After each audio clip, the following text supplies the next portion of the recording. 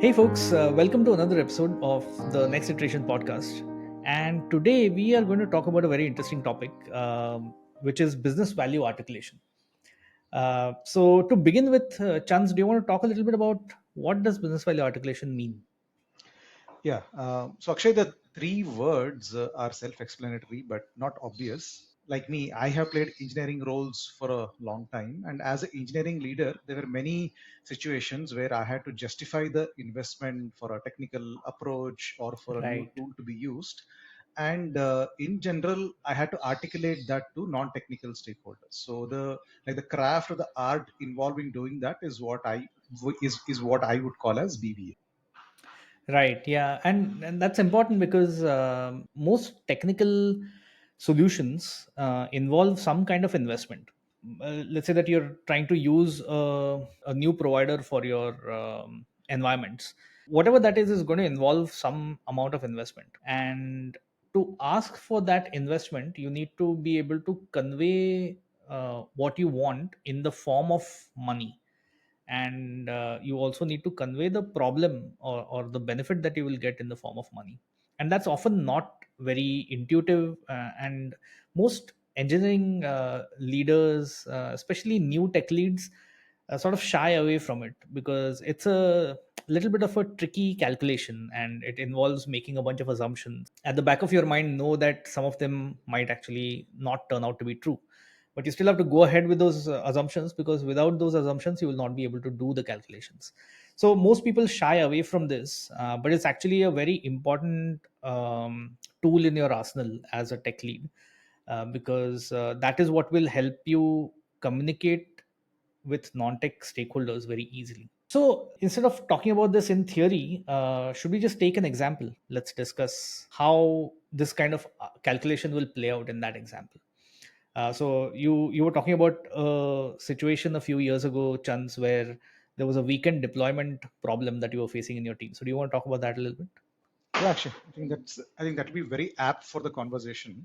So we were part of a team which where we had quite a good amount of practices, and then there was one big pain point, which was we used to go live every month, and that involved a 48-hour deployment, and which would generally happen over weekends because we could not afford to disrupt the business flow during weekdays.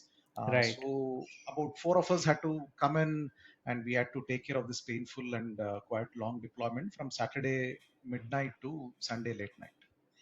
Right. Yeah, and so this was the half the team working over the weekend to make this deployment happen, and it used to happen once every month, is Yes. what you said, Yeah. right? Yeah. Yeah. And so yeah, intuitively that just feels wrong, Yeah. and Exactly.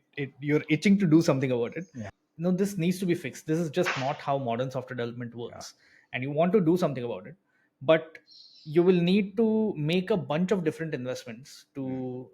to resolve this situation.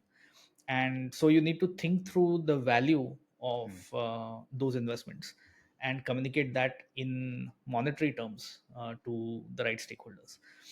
So let's look at this problem, and let's sorry, were you saying something, Chance?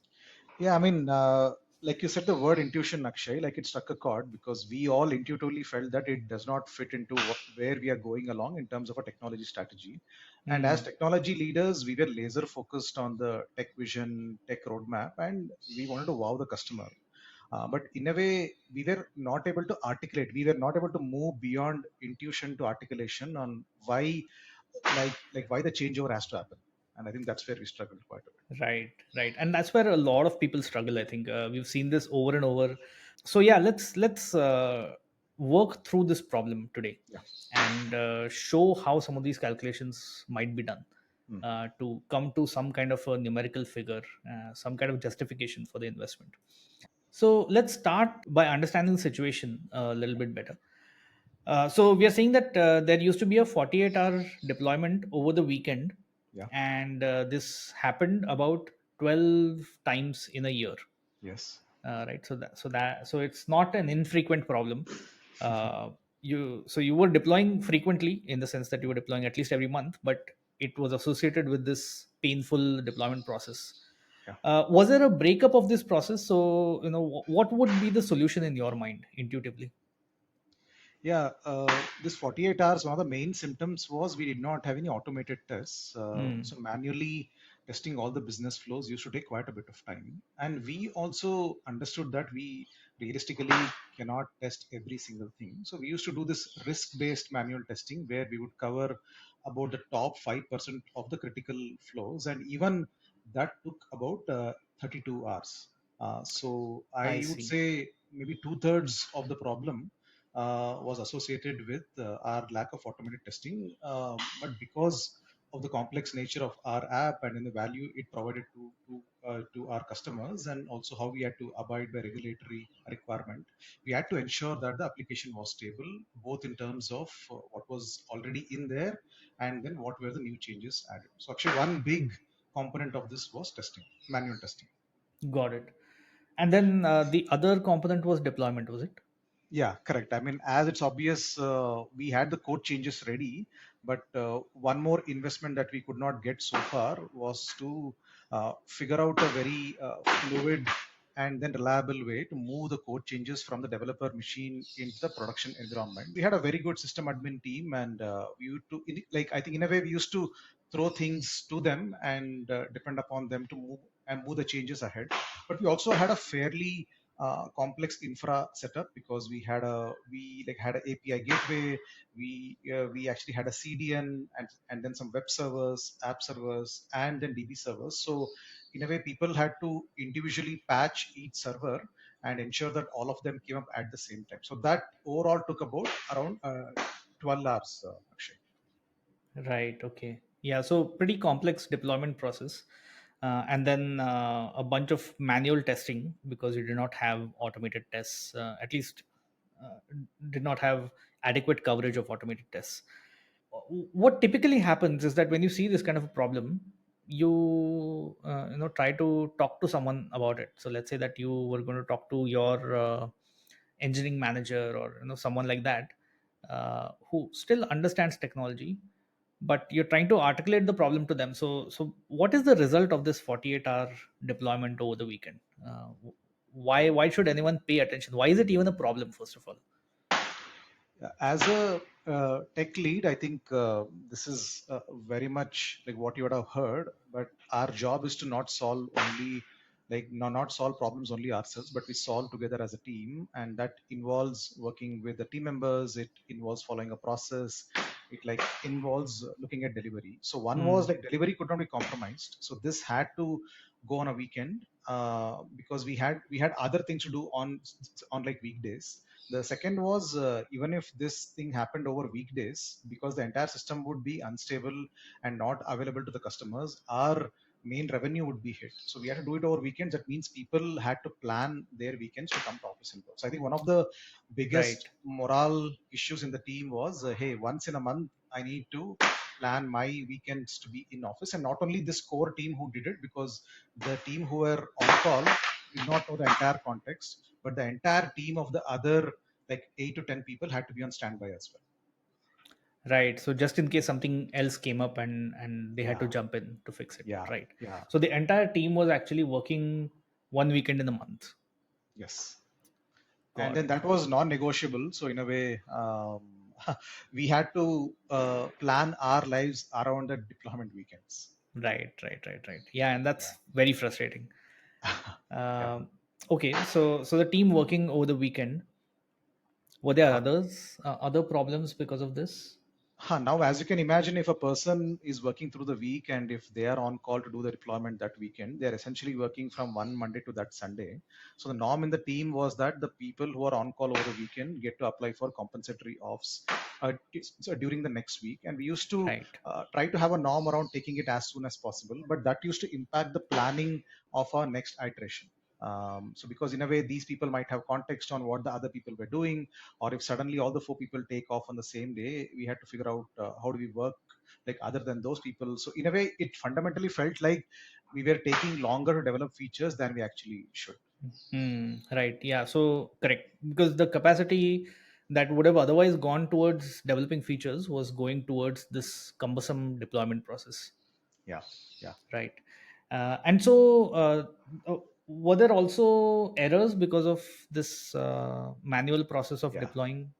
Yeah, that's the big thing, Akshay. I think without saying it, I mean, I used to trust my teammates and people were very good. But the act of doing everything manually, and there were like a few hundred steps to do it. It was almost like Right. operating a nuclear reactor on your own, and you're not slept Right. for 24 hours. So it was not very easy, and people and it was daunting as well. And if anything went wrong, there was no like information radiator, or there was no like alerting to tell us it went wrong. We used to actually go through the Mm, entire thing and wait for our testing counterparts to actually come and verify the flows and then let us know. So then even debugging took time.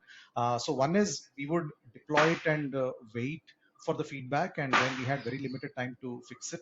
And one more thing was, though we used to advise our like customer support team to let our customers know not to use our app during the weekend, but mm, usually many customers used to have uh, like their flows or their needs to be addressed over the weekend, and they still used to use the app. So we didn't have a foolproof way of taking our entire application down. So we used to see these sort of customer support incidents wherein our customers were trying to use an unstable application, and their transaction will be stuck somewhere in the middle, and that used to put a lot of pressure on our customer support team to navigate that manually. sure. Yeah, it well, feels like a nightmare of a process, but it's not very far away from the reality for many teams. Like I've seen enough other teams that have these kind of process in place, and so they are struggling with all of this. And you and I can understand this, or anyone who's listening to this as a tech lead, they can easily understand how bad this situation is and how urgently it needs to be fixed. But if you just talk about these three as the result of this situation, so team working on the weekend, error prone deployments, and long feature cycle time, um, you're not going to be able to convince any non-tech stakeholder with this, right? So these terms mean nothing, or at least they don't. The magnitude of the problem is not evident. So the team is working on the weekend, so what? Right? Or so there are some errors in the deployment, so what? And so what you really need to do is be able to describe the so what in money terms, because money is something that everyone understands. Everyone in business understands money, and there's a framework for this, right? Chance, do you want to talk about that? Yeah, Akshay.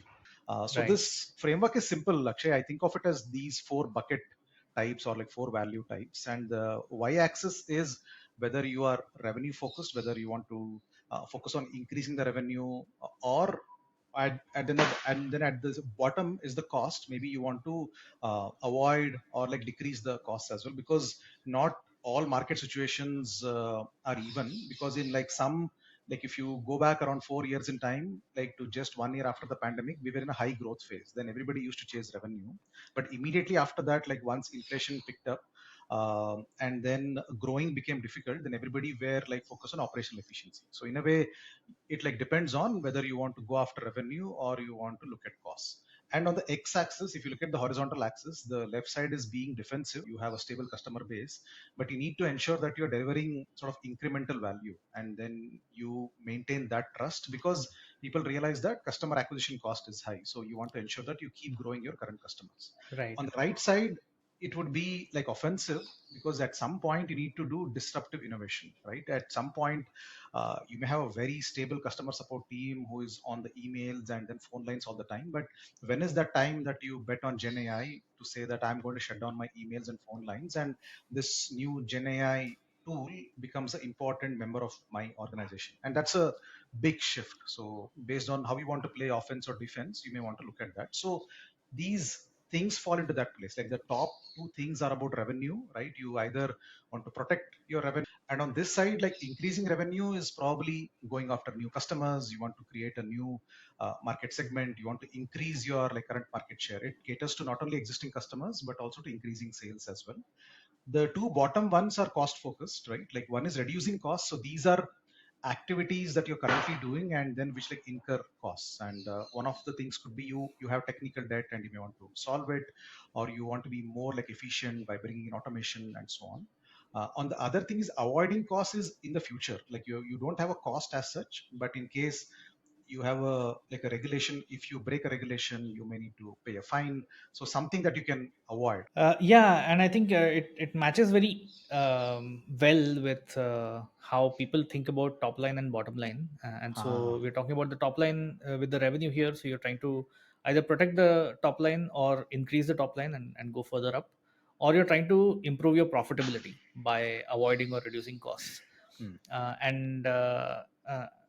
And so let's try to now see how those statements that we had made earlier of the team working over the weekend, hmm, or error prone deployments or long feature cycle time, how does that translate into terms that fall in these four buckets?